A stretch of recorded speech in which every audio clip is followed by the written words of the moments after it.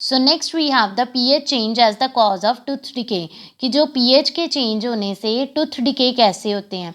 अब जैसे आपने अभी पीछे पढ़ा है कि हमारी जो बॉडी होती है वो न्यूट्रल से अल्कलाइन में काम करती है, ठीक है। अब उसी तरीके से हमारे माउथ का जो पीएच होता है that is more than 7, it's about 7.4। तो जो सलाइवा है उसका होता है 7.4। अब जैसे हम फूड खाते हैं तो हमारे कई बार क्या होता है कि मुंह में कुछ फूड पार्टिकल्स हैं जो ऐसे ही रह जाते हैं। तो उस केस में क्या होगा कि बैक्टीरिया जो होते हैं हमारे माउथ में वो इस फूड पार्टिकल को डिग्रेड करते हैं। उसको डिग्रेड करने के बाद वो एसिड प्रोड्यूस कर देते हैं। अब ये जो एसिड है इसने क्या करना है कि जो माउथ का पीएच है उसको 5.5 से कम कर देना है। नाउ इतना कहाँ पे अल्कलाइन था, तो अब हमारा जो माउथ का पीएच है वो बन गया एसिड।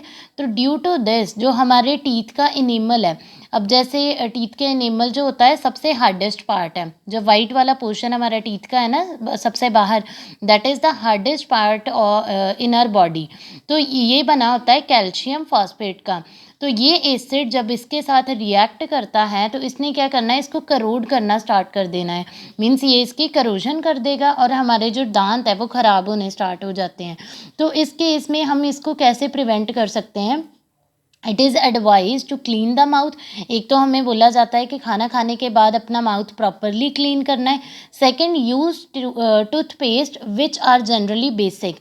वो टूथपेस्ट यूज़ करनी है जो बेसिक इन नेचर है, ताकि आपके जो माउथ में जो एक्सेस एसिड बना है ये जो बेसिक टूथपेस्ट है वो उसको न्यूट्रलाइज कर सके।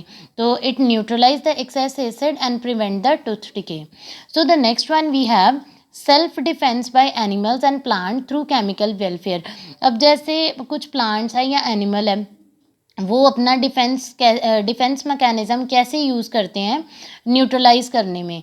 अब जैसे हनी बी है। अब हनी बी जो होती है जब ये इसकी जो स्टिंग है इसमें होता है formic acid which is also known as methanoic acid. अब ये एसिड है जिसकी वजह से बहुत इरिटेशन या पेन होती है। इस केस में हम इसके लिए क्या करते हैं कि जिस एरिया पे स्टिंग किया है हनी ने वहाँ पे हनी बी ने वहाँ पे हम क्या करते हैं बेकिंग सोडा अप्लाई कर देते हैं। Now this baking soda is alkaline. तो इससे क्या होगा कि उसका जो इफ़ेक्ट है वो कैंसिल हो जाएगा। और इवन अगर प्लांट्स की बात करो तो एक प्लांट है जिससे बोलते हैं नीटल प्लांट। अब नीटल प्लांट जो होता है उसे बिच्छू बूटी बोलते हैं। उसके भी जो उसके ना जो लीव्स होते हैं उसके ऊपर हेयर्स होते हैं।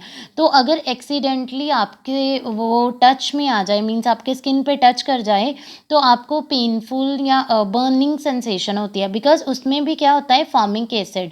तो उसके लिए भी आप क्या कर सकते हो, वहाँ पे बेकिंग सोडा अप्लाई करके वो उसके जो इफ़ेक्ट होता है फॉर्मिक एसिड का उसको न्यूट्रलाइज कर देगी। तो उससे क्या है कि आपको रिलीफ मिल जाएगा। So this was all about the chemical properties of bases and the pH scale and universal indicator. आगे मैं आपको एक डायग्राम दिखाती हूँ, उससे देखना है कि कैसे पीएच का जो हाइड्रोजन की कंसंट्रेशन है बढ़ती है या कम होती है, तो उसकी वजह से कैसे यूनिवर्सल इंडिकेटर का कलर चेंज आता है। Now you can very well see कि कैसे यहाँ पे जब 7 है तो यहाँ पे ग्रीन कलर है न्यूट्रल पे। तो जैसे जैसे ये आता है टुवर्ड द एसिडिक, जितना ज़्यादा एसिडिक स्ट्रेंथ होगी वो कलर ग्रीन से चेंज हो जाएगा टुवर्ड द रेड। और अगर यहाँ पे देखो बेसिक की तरफ, तो 7 से जैसे जैसे बेसिक स्ट्रेंथ जो है वो इंक्रीज़ होगी तो ये चला जाएगा from green to blue colour. तो this is how the strength of the acid और a base can be measure. तो जैसे ही वो उनमें कलर चेंज आएगा, मतलब कौन से कलर पे आ रहा है, कितना ज़्यादा कलर की स्ट्रेंथ है, क्योंकि यहाँ पे देखो यहाँ पे पूरा ग्रीन है ना, तो जैसे जैसे वो लाइट हो रहा है तो उससे हमें पीएच पता चल जाएगा।